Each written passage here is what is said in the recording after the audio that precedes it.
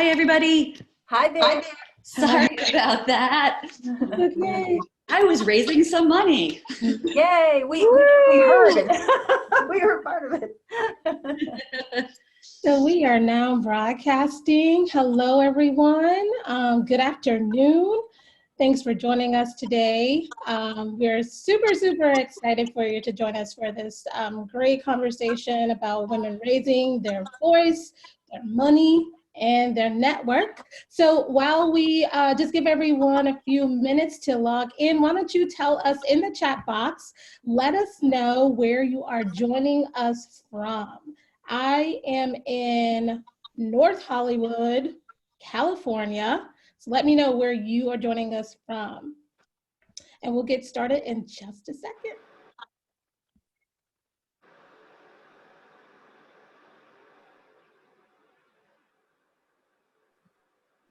Awesome. Hi, Calvin. Thanks for joining us from New York City.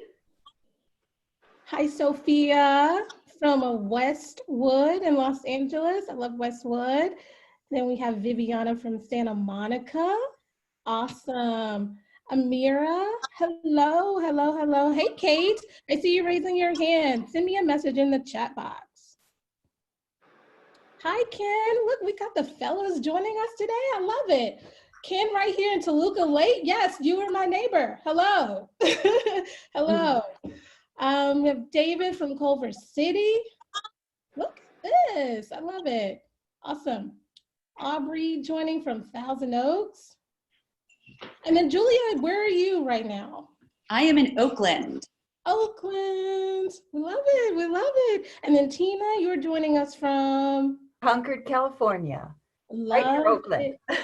Yes, right next to Oakland in the Bay Area. And Ashley, where are you joining us from? Detroit, Michigan. Ooh, it's cold. Detroit. Yes. I love it.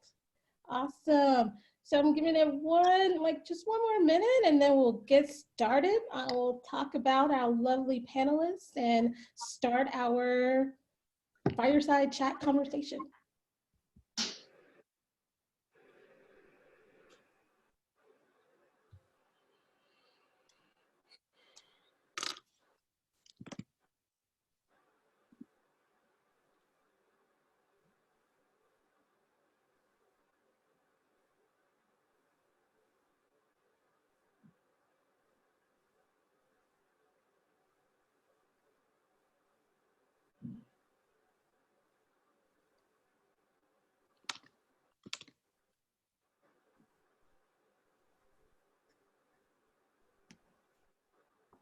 All right, let's get started. So again, thank you so much for joining us today.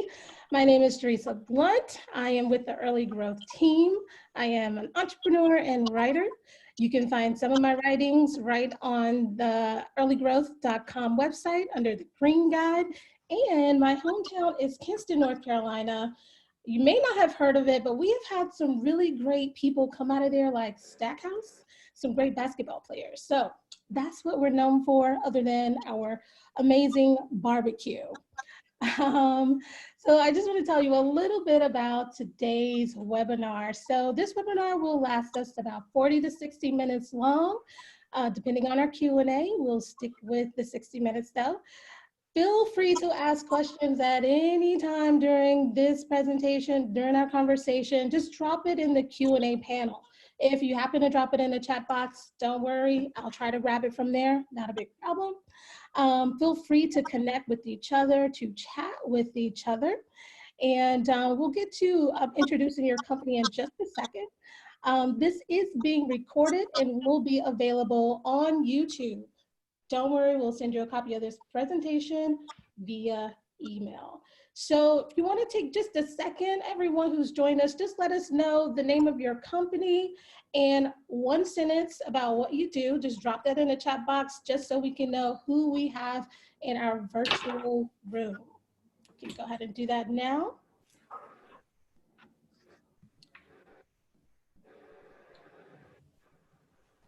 Go ahead and tell us about the name, tell us about your company and give us the name of your company just so we can know who we have in the room today. Awesome.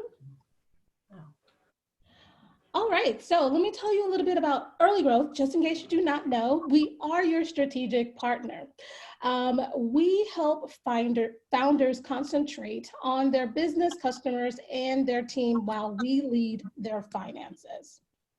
So exactly what do we do? Finance and accounting, we handle business taxes. If anyone needs help right now, reach out to us. We can definitely help you with taxes. We also help with equity management. And we also work with investors, and we help with their fund accounting. Now, this is not our first rodeo. We have been in business for 11 years. We've helped raise $2.5 billion, and we have worked with companies in 40 plus countries. Some of the companies you may know: HelloSign, Credit Karma, Allbirds, and Stitch Fix. And I just want to let you know about our special promotion that we are having. If you have not done your taxes yet and you are a C Corp, we can still help you. We have a $500 off special promotion for that. If you go to earlygrowth.com/tax promo, the deadline is April 1st. So go ahead, check that out so we can go ahead and process those taxes for you. Business taxes can get very complicated, so it's always good to have an expert do them. All right, so let's start with our panelists for today. So first we have Tina Gregory. She is a consulting CFO and systems manager. She works for Early Growth. And one fun fact about her that I found is that she attended the University of Illinois at Urbana-Champaign. I hope I pronounced that correctly. Hi, Tina. Hi there. Thank you so much for having me on the panel today. I really appreciate it. And I love your hometown. It's gorgeous in North Carolina. It's gorgeous in Detroit. I spent a lot of time there. These are beautiful cities. And Oakland, of course, I'm biased towards Oakland. I'm originally from Chicago, and I've been working for, I'm just going to say, over 20 years, so that way no one, and everyone can stop snickering now, in different industries. Everything from, steel and aluminum through software and SaaS, and of course, e-commerce, including cryptocurrency and blockchain. So I'm very proud to be here. Thank you so much for inviting me. Thank you so much, Tina.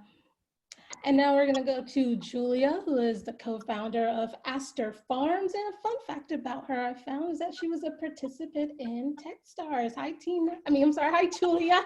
How are you?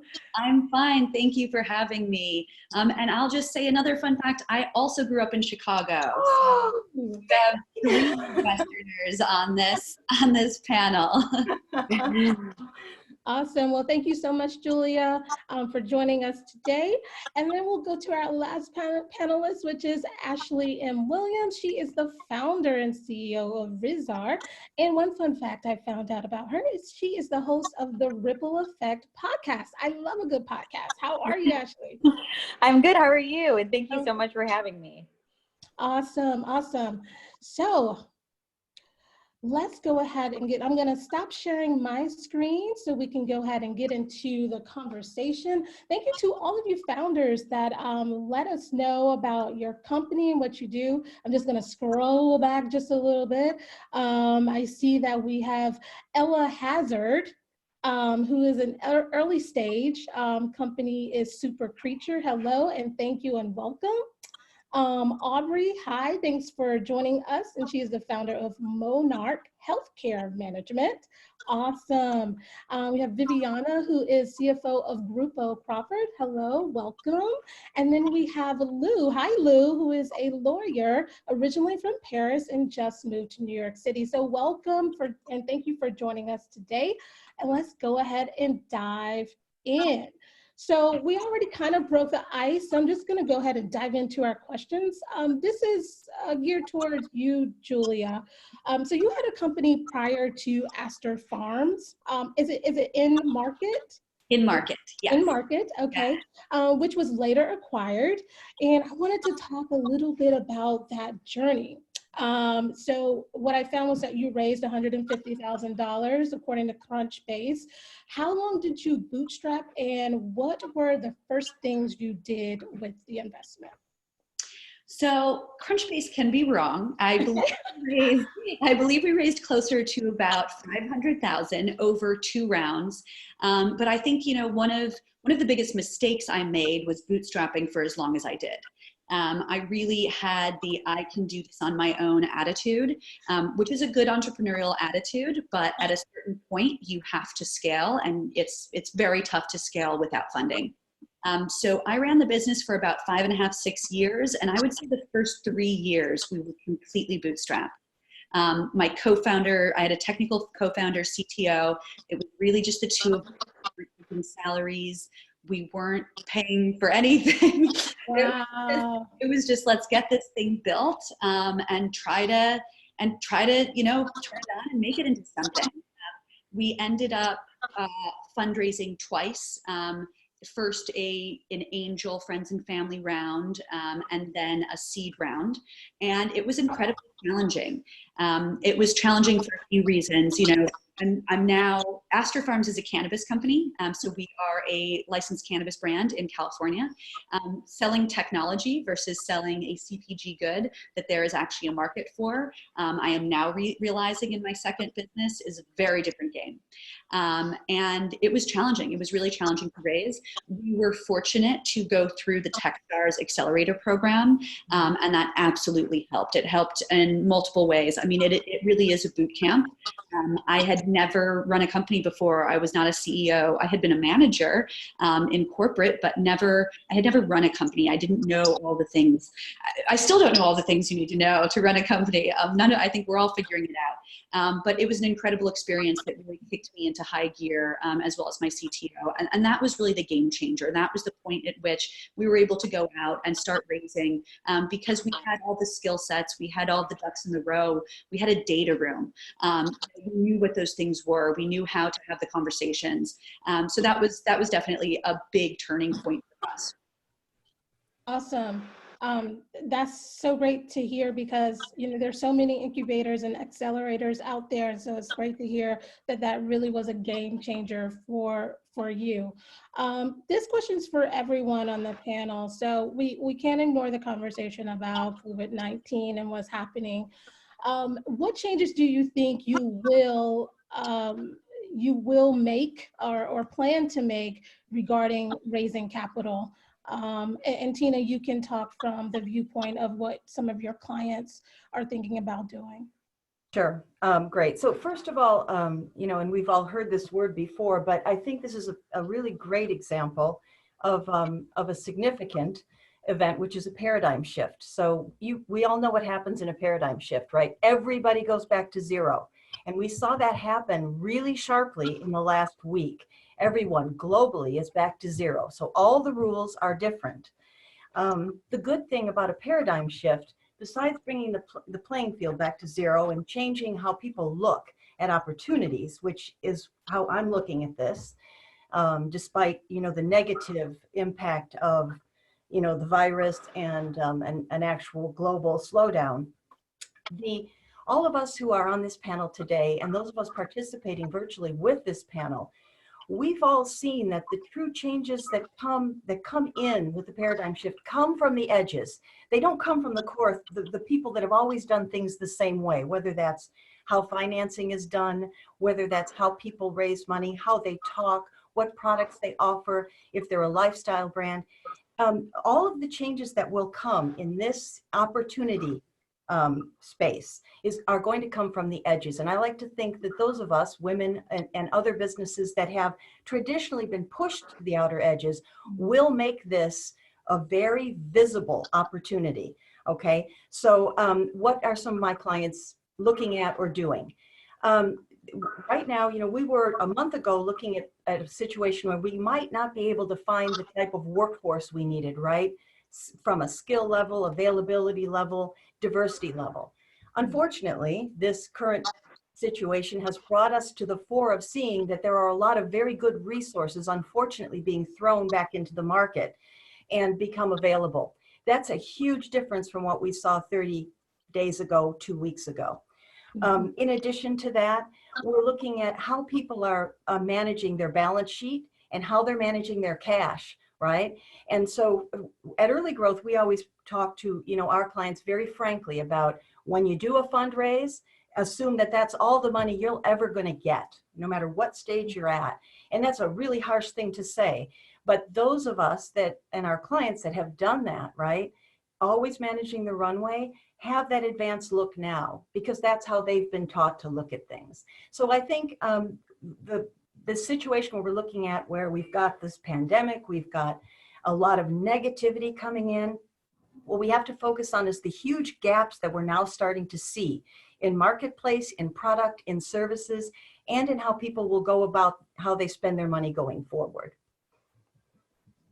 Yeah, thank you for that. That was awesome. Ashley, I know that you are in the process of getting ready to raise. So has anything changed with your plans to do that, Ashley? No, I mean, I think because it's like, as she was saying, really an opportunity, especially with our company, because of our basis and what we do.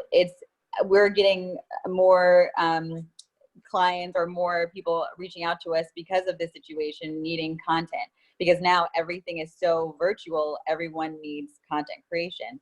So it's actually fortuitous, even though it's a horrible situation, of course, but it's proving out what I always believed about the company and the model, and how this could really be effective for all different types of businesses who need content marketing. So if anything, I think it's shifting a little bit of how we maybe approach it, like in terms of conversation around all that's happened and all that is changing and what people are doing now. And so it's kind of setting that stage more for it, because of in actuality of what's going on. But I think, God willing, it proves the point of why I wanted to start the company and why there is a need for it. Thank you. Thank you for that, that viewpoint. And Julia, do you have anything to add? I don't know if you're planning to raise another round, and if you are thinking otherwise, how is this affecting you? Yeah, so I guess I come from the other side of this situation. Cannabis is doing very well. We're considered an essential business, so we are able to continue operating. Sales are actually spiking. So in terms of actual business, things are going very well. And I totally agree, Ashley. This has turned out to prove that cannabis is something that is possibly recession resistant. And it is an essential good that it set a new precedent in a good way for the industry and the business. However, on the capital raise side, we were just going out to raise our Series A, and we were in the process of negotiating terms and discuss it with a lead, and that has completely been put on pause. So for us, we are actually going to postpone. We would rather postpone our Series A and get the valuation that we deserve once the dust has settled in this market, than try to push it now. So instead, we're going to be raising a bridge round, specifically a bridge that gets us through the end of this year and gets us to a point where we can cover our burn. Even if we're not going into a growth phase, we're able to be stable. And I think that's one of the most important things now, is really taking our business and just focusing on what areas are truly directly contributing to bottom line, cutting everything else out, just really focusing on getting the business to a place where we can sustain ourselves. Because like you said, Tina, it's a really good point that you should make to your clients, and that we have to think about. Pretend that every dollar you raise is the last dollar you're going to get. So use that dollar to get to a place where you can sustain yourself. And so, one of the ways that we've kind of shifted our conversation around this is, instead of talking about all the huge, growth opportunity we have right now, talking about the aspects of our business that make us sustainable and that make us a stable company that has real capability to get through this. And so that's kind of how we've shifted in terms of our pitch, talking about ourselves as a company in this process of fundraising. I love it, especially, changing your pitch and modifying it to be able to say, no, we're in it for the long haul, so we are sustainable, which is one of the questions that I had. Tina, this is for you. How can companies manage to extend their runway during this time? Yeah, and that's a great question. And there's a lot of ways to do that. And I think the most important one right now, I would say, is the number one would be to incentivize your if you are revenue generating, even at the smallest level, incentivize your customers to pay you early, okay, or to pay you, period. Don't be shy to ask for, if you're delivering services, as Ashley and Julia pointed out, you're delivering services, critical services, very important value, content, enabling people to conduct their own businesses. Ask for that payment now. You know, it used to be, we'll bill you, and perfect example, one of my SaaS clients, right? We'll bill you in arrears quarterly. We just shifted that. We're billing you quarterly in advance, okay, for the services that we're giving to you. Nothing changes in the delivery of those services. In fact, you have the ability to, you know, increase your seats or increase your the offerings underlying the license at any point, but we are going to bill quarterly. This is really important because cash is going to, it's already drying up. So I don't expect that trend will change in the very near term. So definitely incentivize faster payments. I think second most important, and I think Julia touched on this very well actually, which is as many of the costs as you can make variable, make them variable. Okay, and you, again, 30 days ago, this was different. I mean, people were grabbing really good team members, whether they needed those full services or not. We're now in a position where businesses will be incentivized to take people back, to take people off of furlough, take them back off a layoff, give them opportunities, leverage that. Instead of hiring, maybe look at contracting, right? I know and we have to look at legislation as well, but in many states now, some of the very onerous legislation that was coming to the forefront with regard to contracting, that's going to take a step back. So there's an opportunity. So as many costs as you can make variable as possible, do that. I think you have to operate, as we said, as though all the cash you've got now is all the cash you're ever going to have. So do not be shy.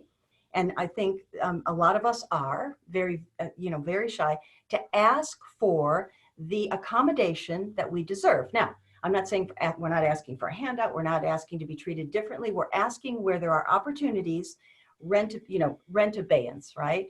Rent extensions. California just introduced the potential to have your payroll taxes deferred for 60 days. Do you want to do that? I'm not saying everyone needs to do that because that just pushes, the needs to the future. But if that will give you additional runway, maybe that's an option. Talk to your CFOs, talk to others on this panel and participating virtually with us. What are they doing? There are ways that you can ask for certain abayances on costs and push out obligations, right? Don't sign that contract with fill in the blank vendor for, and I'm going to talk the opposite side of the equation, for we're going to bill you a year in advance. No, we'll pay you a quarter in advance, okay? And I'm going to ask you for 1 month free. And these are things that are not unusual asks. I think the other thing we have to consider, because this could be, I know we're hearing this V kind of recovery. I'm not so sure that that's a reality. And so I'd look more for trying to keep your runway out 18 to 24 months, as it would be, I think, ideal in this situation. So to do that, how can you compensate people when you might have to, may have to share like a furlough or may have to share a cost reduction? There are ways to reward people that make sense, right? These are valuable companies. If you had a valuable proposition before this downturn, you still have a valuable proposition. You may have to deliver it differently. You may have to define it differently. Your pitch may have to change, as you mentioned before, but it's still valuable. So RSAs, RSUs, stock options to reward the people that stick with you are all good opportunities. So I think in summary, I think that's how I would characterize the immediate things we need to do, and sooner is better than trying to defer a decision down the road on a cut or an ask. Thanks for that, Tina. And Julia and Ashley, and Julia, you kind of hit on this, but if you have more to say, what processes have you put in place to extend your runway right now? And are you, Julia or Ashley, are you making any pivots in your business? So I'll jump in. I saw a question over here in the chat. I'm going to answer really quickly first. Ken asked, smart pivot on the fundraising pitch. Do you see the valuation on the bridge also getting compressed? Absolutely. And, we've been talking in 1 month, we went from negotiating the valuation in our Series A that we deemed worthy of. And now we're negotiating just trying to hold on to a decent valuation in our bridge. And nothing in our business has changed at all. In fact, our revenue's up because of everything that's going on. There's going to be compression in the market, and we are in a position to come out of there leading. And so it just is what the market is. And the capital is dry. And if you can get capital, you have to take it at a price right now.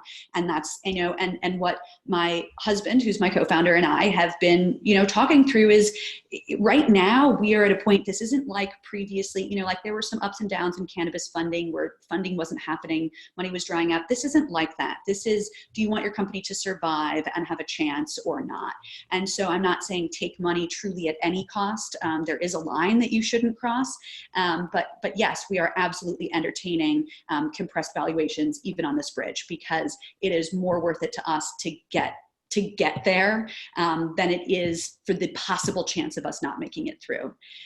In terms of what you're saying on making our cash flow extend, we're doing everything from, so in cannabis, the retail, the dispensaries pay us through our distributor. Right now we're cutting our distributor out and we're going and collecting payments ourselves. And we're paying our distributor back the fees that we owe them. So we are getting aggressive on our AR. We were able to negotiate that. It was, contractually, our distributor is supposed to actually go and collect that cash. They understand the situation. They have fewer employees trying to do the same job right now because of social distancing and all the protocols we have to put in place. So they are happy for their brands to start jumping in and collecting AR. So we are aggressively going out and collecting AR. We're reviewing all of our dispensaries, and some of them pay on time, some of them pay COD, not net 30. And unfortunately, we're going to have to make some decisions on who we're shipping to based on the AR that we're going to be able to collect. So I'm actually spending a lot of my time right now, which, you should always be doing in a company. And I wish I had the time to do these things. I'm glad that now I'm kind of being forced to do it, but we are taking a fine-tooth comb, whatever that thing is. And we are just going through our AR and finding every dollar that is the easiest to collect and every dollar that's the hardest, and prioritizing them. Awesome. And actually, I know you said that things are actually picking up for you. Have you made any pivots, or have you pushed forward any services to the forefront for people to see?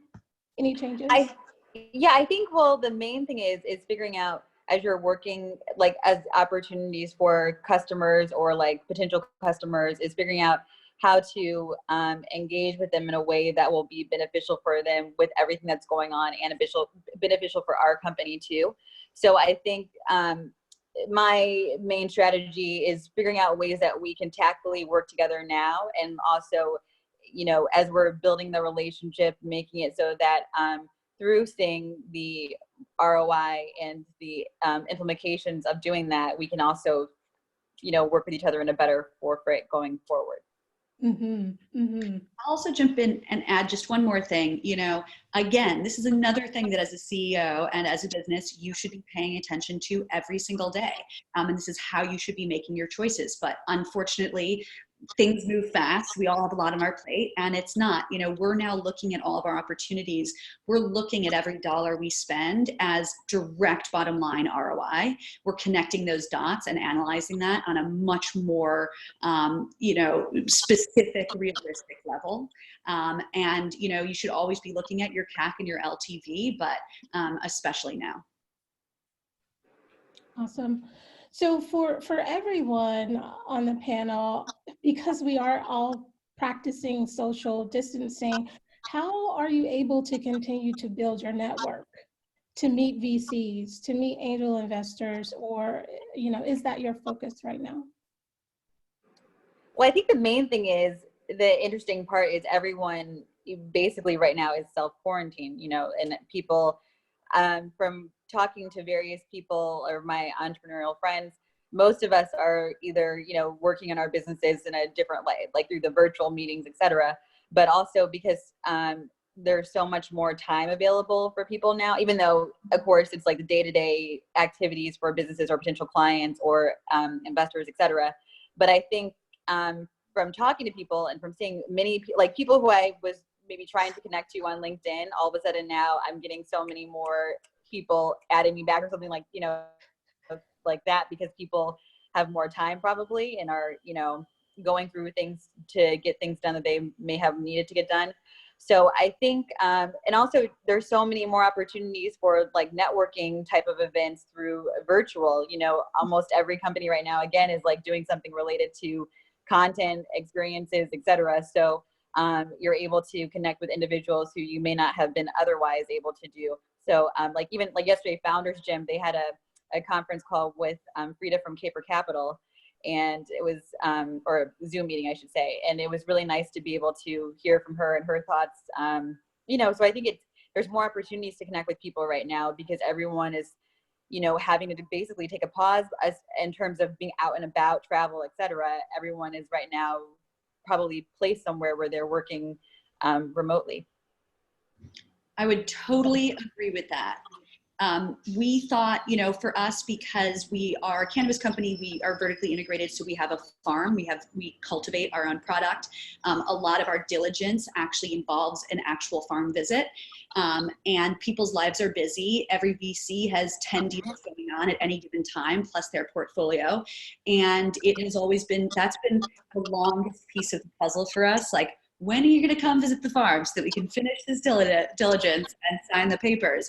And at first I was concerned, oh my God, we're not going to be able to close deals because there's a piece of diligence that people are going to want that we're not going to be able to do. And in reality, I mean, fingers crossed, thus far, it's almost sped things up because Ashley, like you're saying, people have more time to jump on a call like this. And deals are getting done over a Zoom meeting or a phone call instead of having to get that in person. The in-person is always the toughest meeting to get. And so I think this is actually lending itself well to the ability for entrepreneurs to be able to connect to investors. Yeah, and I think the other thing to add is VCs and really smart entrepreneurs are understanding that, again, this is a very unusual market, right? You've got long-term interest rates that are at record lows. And so, you know, someone investing money for 10 years is getting under 1%. That doesn't even make any sense, right? So good companies with good plans with contingent scenarios done. This is the worst case. This is the best case. This is our milestone. This is how we're going to get to this milestone with your money and your commitment and how we're going to build from there. When you can present that story, virtually or otherwise, to an interested investor, their job again is they have to make money. So that's what keeps them in business. And they're not going to be able to park this money for long periods of time and get any sort of a return. So they are motivated, as you know, as Ashley and Julia said, they are motivated to look at investments now in a very different light and take on risk that they can understand, which is best presented in many cases by doing that virtual visit to the farm or seeing, right, what their content can actually look like when a professional does it, when they make that small investment. So that's the other thing we have to keep in mind in this market is what VCs, what motivates them, and what they're going to need to produce for them to be successful. Absolutely. I was going to say something too. I just wanted to add, especially around this concept of like, I mean, I think the thing is with the concept of everything that's going on, the chaos that's going on, the lives that are being taken, etc. It is a very unprecedented time, and it's like a very sad, horrible time. And I don't want to put that not into light because that's very true. But I think the other thing of this conversation really should really focus on, and just as a kind of a nugget to take away, this is an opportunity time as well. This is not a time to be fearful. This is not a time to be negative. This is a time to say, what is it that you wanted to do with your business? Or what is it that you ultimately see that you could have become, even with this going on now, but now taking all this that's happening and really kind of taking a step back and analyzing, where are you going? What do you want to be? What are what's the impact that you can provide not only to the world and what's happening, but of course, if we're talking about investors, to their portfolios and to, you know, making them understand what an opportunity is for them, for that you're presenting to them. And I think the more people kind of take that to light, whether it's through if you're raising a round right now or through the customers that you're connecting with, what is it about your particular company that can help with the pain points that are happening now to help people not only have less fear, but be more hopeful and be more optimistic about the future? Because business as we know it is going to change. Like, this is completely changing everything in the trajectory. So what are you going to do now to push that forward and make a difference and to, you know, help people's overall lives in a positive light? Yeah, and to Ashley's point, this market, these weird conditions, these once literally in a lifetime, hopefully, but once in a lifetime, twice or three times in my lifetime, because I'm really old, these things that happen are laying bare very big, as Ashley said, very big gaps that we knew about somehow inside, but we never addressed because we were too busy producing the status quo, too busy chasing what everyone else might have looked at as how things should be done. Right now, you're going to see big gaps, and we've already seen it, big gaps in supply, right? Very extensive and critical and harmful, right? But to Ashley's point, we're also seeing that as an opportunity, right? To address that, to address supply chain issues, to address how things are manufactured, where they're manufactured, how services are delivered, and where those services can make the most impact. Thank you, ladies. I'm going to ask one more question, and then I'm going to open up the Q&A. And I do see a few questions in the chat. If anyone else has questions, go ahead and start dropping them in the Q&A panel. I wanted to ask you, Julia, about your acquisition of your first company. Was that always your intention to get acquired? And can you tell us a little bit about that process of going through that while trying to run your business at the same time? Totally. You know, our exit plan was acquisition. I was not planning to run in market for, you know, the rest of my life. I expected to run it for at least 5 years. I actually didn't expect to run it for more than that, which is where we got to. Again, I think our growth was delayed by how much I just stuck to wanting to do it on my own. You know, we were actually fundraising when the acquisition conversation began. And I will say this, anybody else who is getting acquisition inbounds, like, please take this as a piece of advice. We had 2 of the bigger companies in the United States inbound to us, interested in acquiring us out of absolutely nowhere. Absolutely nowhere. I was out there fundraising. We had revenue. We didn't have incredible revenue. And we were so excited by that. I mean, it was like, that is the moment you are waiting for as a tech entrepreneur who has an exit plan of being acquired, is for this huge company to just call you one day and say, we've been hearing about you, we've been researching you. Could we have a meeting? Can we fly you out to our headquarters? And it's so easy to get wrapped up in that. And we did. And my co-founder and I flew out. We had, you know, one of the companies was local. We met with them a couple times in person. We're spending more of our time putting together models, figuring out, okay, the technology does work to integrate in this way, but it doesn't work to integrate in this way. What does that mean to revenue potential? You know, the other company that inbounded to us, we were flying across the country to go to their headquarters, and which is time away from fundraising. It is time away from running our business. It was time away from everything. We got unbelievably distracted. We were not prepared for acquisitions. I botched both of them. They both ended up walking away in the end. I mean, we had a deal on the table and I pushed too hard, and they both blew up. And, you know, who knows? I honestly believe in fate, and I believe that things happen for a reason. In the end, XO Group was an amazing acquirer, but the 2 inbounds that we first got before XO Group, you know, we're fundraising, we get these inbounds, we get completely distracted, and we really kind of lost control of the company. We went back, we started to fundraise again. We were really trying to refocus on the business, and XO Group came to us, and that, you know, in the end, it was a really good fit for us. And I'm actually super excited as a tech entrepreneur.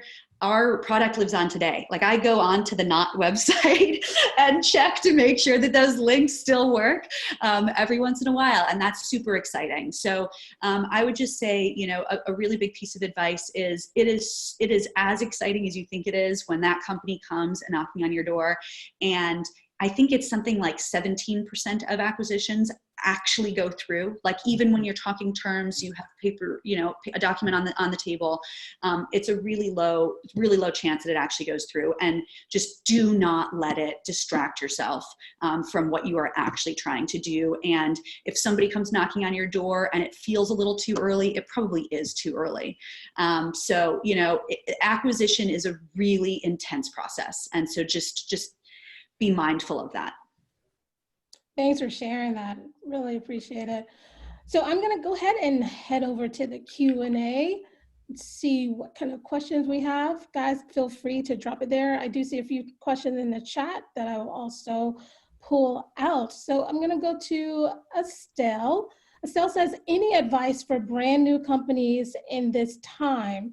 Pre-revenue, pre-seed stage in terms of funding? Are investors really looking for a very strong or polished MVP, or is the state of the MVP just part of it, and a strong business plan and team just as important still? And that could be for anyone. I'll jump in here. One thing I learned with my tech company, which was, again, very different with cannabis. Cannabis is its own world. But with my tech company, I remember an investor saying to me, until you raise $1, nobody actually cares about, they all know your revenue projections are BS. Not raise $1, make $1. The moment you make a single dollar, all of your conversations are about that dollar that you made and your revenue and actual MRR.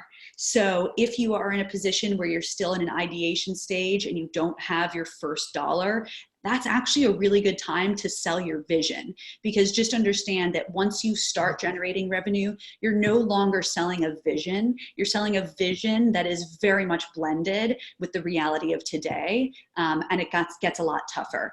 That being said, I haven't raised money in a market like today that is pre-revenue, so I don't know if that changes, but I just think you have a huge opportunity to sell a vision when you're pre-revenue, and so, you know, go out and do that.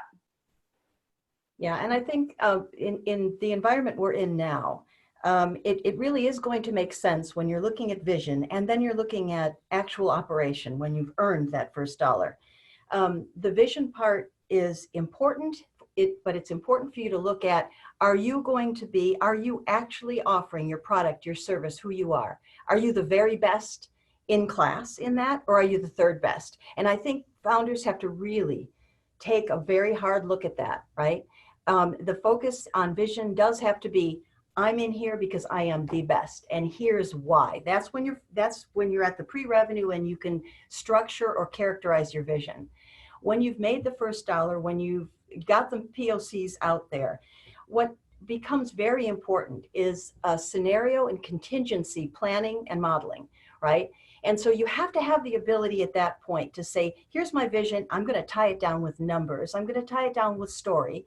And I'm going to tie it down with some of the feedback we're already getting from our clients or our potential clients. And that feedback, what the VCs are going to be listening for, what the angels are going to be listening for, what feedback are you getting from actual people using your product or knowledgeable about your product, right?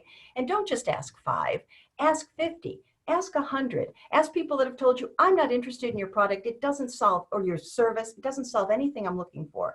You need that input because you need to know, number one, if your vision is going to result in reality.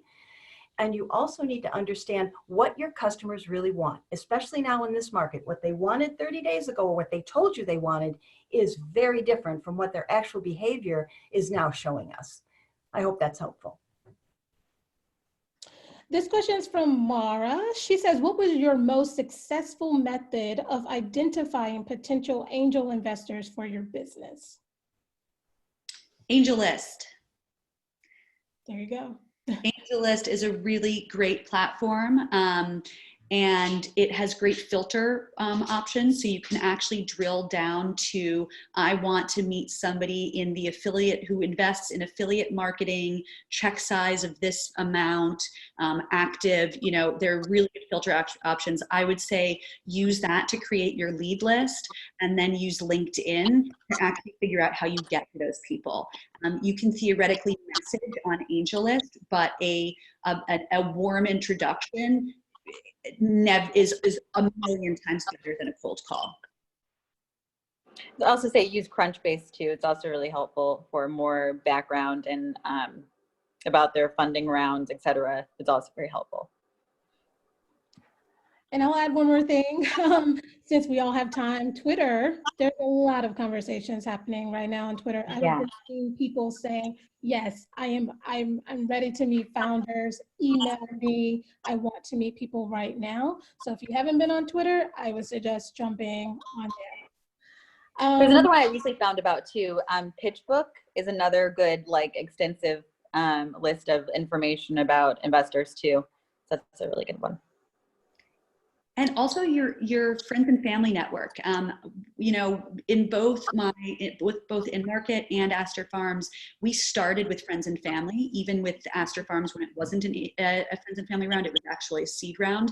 And you get a couple friends and family super excited. You have no idea who they actually know. That's a lot of the ways that we were ended up being connected to our actual, like, professional angel investors. So Calvin has an interesting question. He says, have you worked with remote teams in the past? For those of you who are open for business. If so, what did you find successful and not successful? Good question, because everyone's working from home. We I think just open communication. Go ahead. I would say just like a lot of communication back and forth, and also like planning out like when you're going to be meeting, like scheduling. I mean, just but I think the umbrella really is communication, because then it can just, everything else kind of pivots into that with like your meeting times when you are going to be meeting, or like different ways to like share information. And there's so many different platforms too for organizing, like Asana, Trello, you know, Google Docs, etc. So figuring out how can you best communicate and articulate what's going on every day, and you know, just staying in touch with everybody. Yeah, and I think, Calvin, that's a great question. I think important too is when you're working with a remote team or you're part of a remote team, over communicating is always better than under communicating. I mean, people feel already distanced enough when they're not face to face or, you know, side by side. But, you know, answering an email quickly or sending a text, hey, I'm on the call right now, I'll ring you right back. Using a Slack channel, using, you know, as Ashley said, you know, picking up the phone, sending an email, sending an IM, any channel that you're using that over communicates what you're working on, where you are, what you're thinking, that's going to be beneficial. That's going to keep the team cohesive as well and focused on that same goal, especially if you're working on a project together. Absolutely. I can second that. Over communicate. Yeah. Hi, Amira. So this is from Amira. She says, I am the founder of Amira A fashion line for young Muslim women who don't want to compromise style and modesty.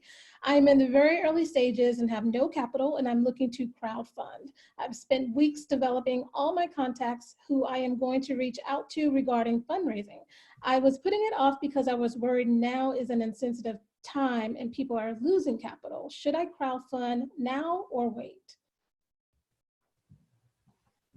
I would say that if you have a crowdfunding is absolutely fantastic for companies that have an actual product, a CPG product, because you can basically tell people you're putting money in now, and when I produce these products, you're actually going to get something physical for that. So I feel like crowdfunding as a CPG brand is absolutely a great way to do it, and I think it's a really great way to do it in an exact time like this. You know, I'm friends with a lot of other small businesses, and we watch them on social media. And if you see right now, there is an outpouring of people understanding that they need to support small businesses. is.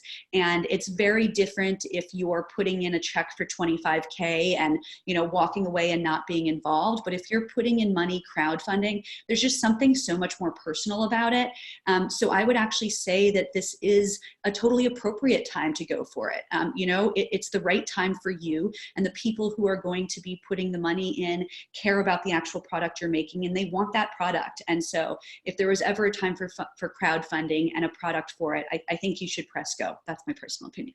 Yeah, and I have to second that, especially Amira, in what you're working on, because, you know, as Ashley said, what's important here is when you're crowdfunding, you're offering something that has a need, and you're actually getting your test marketing right there. You're immediately getting market research by doing the crowdfunding. You're getting feedback. Hey, I can't wait till it ships. Can I get this? Have you thought about this? In addition to that, you're building almost like an influencer team, right? Because everyone that's participated in your crowdfunding, they're telling 6, 7, 8 other people, guess what I just found or what I'm doing? They're on Twitter, they're on social media, they're on Instagram showing pictures. So it is really important. And if you've got if you've made the investment in your product and you really do want to get very honest feedback on a regular basis, crowdfunding is one very good way to do that. Thanks so much for that question, Amir. This is from Tanya. I think Tanya. She said, we are pilot ready and have recently been accepted by an accelerator. As our prospective clients deprioritize running a pilot, any advice on how to leverage an accelerator program remotely? Good question. I will jump in on this one. So the Techstars program that I went through was an in-person program. We actually, my co-founder and I and our only other team member, the 3 of us moved to Austin, Texas for 4 months. So I don't know in terms of an accelerator program remotely. I also don't know specifically your program, but at Techstars, they have an amazing network of mentors. And those mentors are there for all of the types of things you could imagine. Everything from actually writing a check, to being a strategic advisor, to just being a friend when you're going through all the ups and downs of all of this. And those mentors, one of the best things that we got out of our mentors was they have their own network. And so if you have clients that are deprioritizing, reach out to your mentors, ask them who's in their network who might be interested in moving forward. Because as much as it's good, it's easy to, you know, drop the name of your accelerator program to a prospective client. They might not necessarily care that much that you're in an, that might not actually be a huge bonus for them. But if their friend who they trust a lot is your mentor and says, hey, I believe in this project, you know, I think you should try out the pilot. They're funded, they're in this accelerator. Like always, the warm introduction and the recommendation is the best. And accelerator programs are awesome for utilizing mentors. Awesome. Thank you so much for that question. And I'm going to move on to, I think it's Colleen. So I'll say Colleen. She says, how many times did you pitch your business to gain visibility for your business? I'm assuming maybe you mean get funding, maybe? How many times did you pitch, or Ashley, do you have a plan of how many people you will be pitching going forward? Sorry, I was on mute. Yeah, I mean, I think, I think having casting your list wide. So maybe you start, like, you have a list of potential investors that you really, really want to work with, that you've maybe connected with in the past. But I would also suggest to connecting with those individuals who you have talked to, that you have interest in, but also wanting, like, to see what their thoughts are on your progress before actually going directly to the actual one that you really want. I mean, I think feedback is really good. And so I think making a list of individuals would be helpful. I'm not sure of how many exactly I would say, but I do love extensive lists, because I think they're always good, and it's always good to connect and network with individuals regardless, because at some point in time, you never know. So I think as extensive and as connected with what it is that you're doing and as purposeful as possible, then that's where I would derive that list from.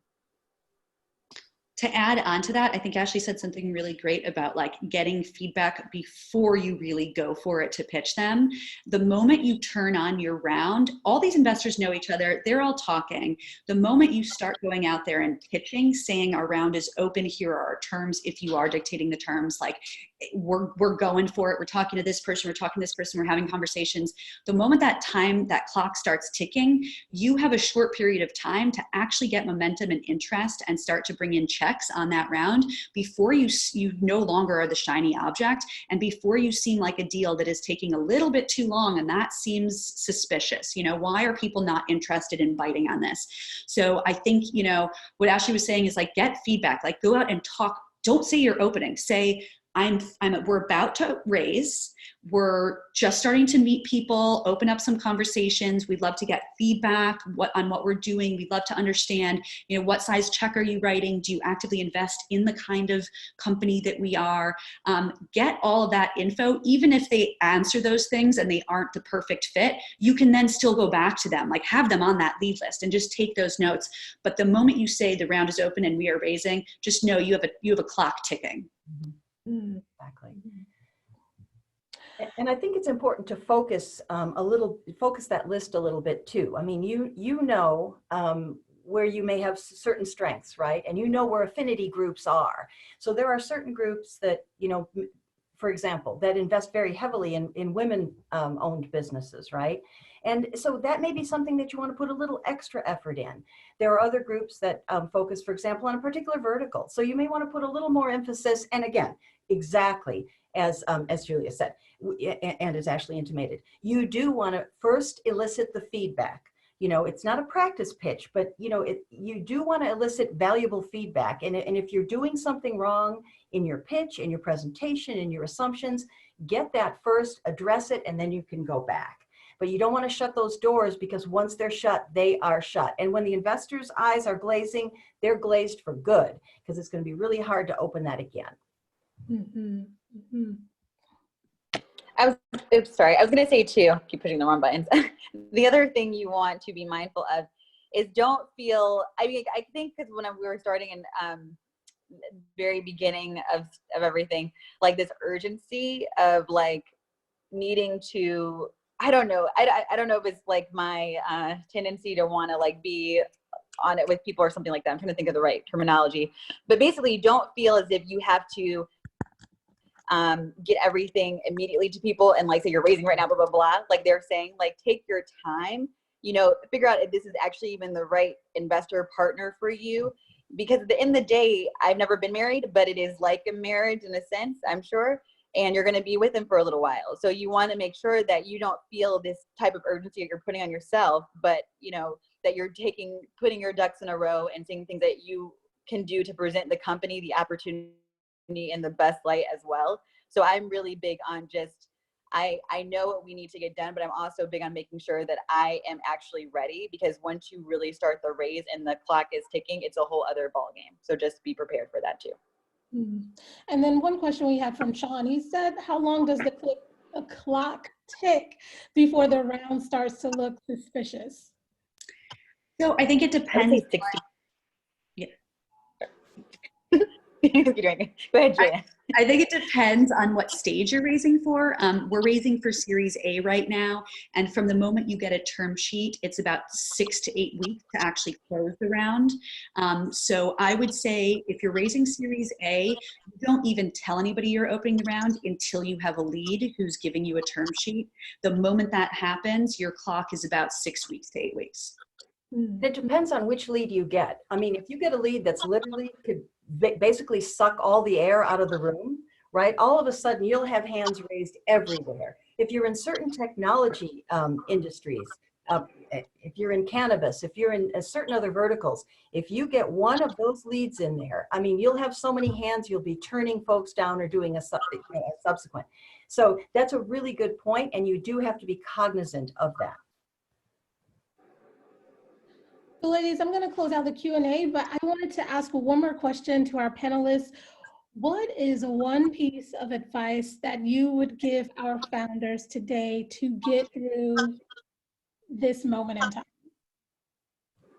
I'm going to go back to the point that I opened with, which is, I mean, truly, this is a once in a lifetime opportunity to look at, and it's hard to say this without sounding callous. I mean, there's horrible things going on. There's a lot of people suffering, and there's a lot of suffering still to come. And we need to be cognizant and take that to heart and be sensitive, kind, and compassionate in both in how we behave and in how we offer our services and our goods. But we must not, as founders, lose sight of the fact that this is probably one of the greatest opportunities you will ever have to look at where you can make a difference and where your product, your services, what you're doing will be able to generate true once in a lifetime value. It's an opportunity.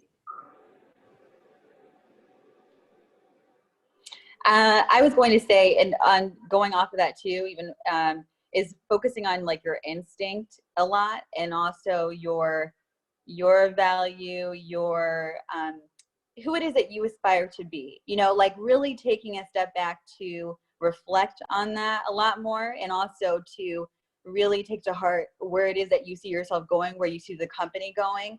I feel like this kind of pause is causing a lot of people to self-reflect. I personally feel like I'm self-reflecting a lot more. So really trusting, if you feel to do something, or if you feel to reach out to someone, or if you're getting like a gut instinct for something, really trust that and go forward in that. I think sometimes we can second guess ourselves. And with the creation of starting something, you know it better than anybody else at certain points. You know, it's just, and so it's really trusting in on who it is and what it is that you're building. I'll kind of go off of that, and that I would say, having confidence and sticking to your guns. I totally agree, Ashley, with what you're saying. Right now, it's really easy to kind of start flip-flopping. There's so much uncertainty. And something that happens when you're talking to investors or you're talking to mentors is whiplash. One person has one opinion, one person has another opinion. Suddenly you're back and forth and you're back and forth, and somebody says, well, cut this piece of your platform and really focus on this. And you're going to get so much advice, and you're going to be thinking through so many ways, so many paths that you could go down. And like Ashley's saying, figure out who you are, what you are. Like Tina's saying, like, figure out what your opportunity is. Like, this is a great time to take a look at your business and see what might not be sustainable in the future. And figure out, and then once you figure that out, stick to your guns. We had one investor call where somebody kept pushing us to, this is cannabis specific, do vape pens. And it's just not part of our brand, but it fit with his investment profile. And we finally just said, look, that is not who we are. So if that means you're not going to invest, that's fine, because that's not who we are. There was another investor on that call who called us afterwards and was like, that was a game changer. The moment you said that, the moment you stuck to your guns, like, you sold me. So believe in what you believe in and stick to your guns, and just be confident. Love it. Thank you so much. Can we show our panelists some love in the chat box? Thank you, Tina. Thank you, Julia. Thank you, Ashley. This has been absolutely amazing. I'm so glad that we were able to put this panel together. I've heard some really, really, really great things. Oh, yes. Look at all this love. I love it. Thank you. Yes. So I'm just going to close this out really quickly. Just to remind everyone, if you, that is not what I wanted to share. Hold on just a second. Let's see if I can get the right box here. Still don't feel like that's what I wanted to share, so I'm not going to share. Well, just to remind everyone about our tax promotion, please go to earlygrowth.com/tax promo. If you still are looking for someone to do your business taxes and you are a C Corp, we're taking people up through April 1st. You get $500 off.